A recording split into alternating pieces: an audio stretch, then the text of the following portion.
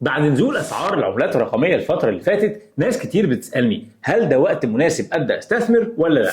بص يا سيدي، اول حاجه لازم تفهمها ان الكريبتو بيتحرك في دورات، في اوقات صعود قوي جدا اللي بتسمى البول ران، وفي اوقات تانية نزول وتذبذب اللي بتتسمى البير ماركت.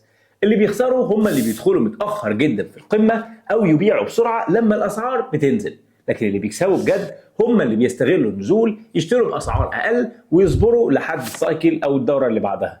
خليني اديك مثال عملي. البيتكوين في 2017 وصل حوالي 20,000 دولار، بعدها نزل في 2018 لحد 3000 دولار. ساعتها ناس كتير قالت خلاص الكريبتو انتهى، لكن اللي اشتروا عند ال 3000 النهارده مع سعر البيتكوين اللي وصل لحوالي 115,000 دولار كسبوا اكتر من 38 ضعف. وده بيوضح ان النزول مش دايما نهايه القصه، بالعكس ساعات بيكون افضل فرصه انك تدخل. طب ازاي تبدا من غير ما تتحمل مخاطره كبيره؟ الطريقه الصح اسمها DCA دولار كوست افريجنج، يعني تقسم فلوسك وتشتري على فترات، مره النهارده، مره الشهر اللي جاي، مره اللي بعده.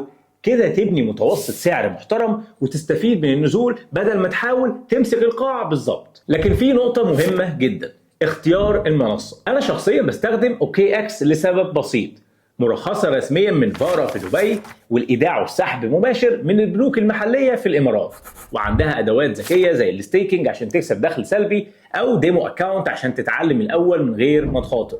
الخلاصة، لو مستني السوق يبقى مثالي عشان تبدأ، عمرك ما هتبدأ. لكن لو فهمت إن النزول فرصة تشتري بسعر أقل، تعرف إن دلوقتي وقت ممتاز تبدأ فيه. وعشان أسهلها عليك، اكتب كلمة OKX في التعليقات، وهبعت لك اللينك اللي تقدر تسجل منه وتفتح حسابك وتشوف بنفسك الفرص اللي موجودة دلوقتي. ما تضيعش وقت، اللي يبدأ النهاردة يبقى بدأ يبني مستقبل حقيقي.